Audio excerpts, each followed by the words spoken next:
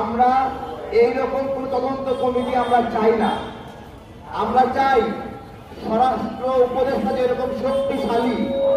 এইরকম একটা কমিশন চাই, যেটা নিজেই একটা শক্তিশালী বডি হবে, যাদের নিয়ন্ত্রণ থাকবে,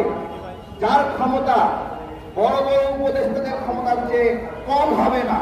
যারা স্বাধীনভাবে সিদ্ধান্ত নিতে পারবে এবং তদন্তের কাজটা করতে পারবে। সুতরাং গতকালকে তদন্ত কমিশনের পরিবর্তে চালাকি করে তদন্ত কমিটি বানিয়ে ফেলার যে একটা ষড়যন্ত্র হয়েছে, আমরা এর নিন্দা জানাই এবং আমাদের পক্ষ থেকে, গণ অধিকারের পক্ষ থেকে আমরা দাবি জানাই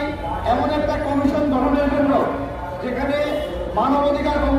কর্মী থাকবে, যেখানে সাবেক বিচারপতি থাকবে এবং আরো যারা রাষ্ট্রের বড় স্টেক হোল্ডার রয়েছে তাদের মতামতে এই কমিশনটা হবে।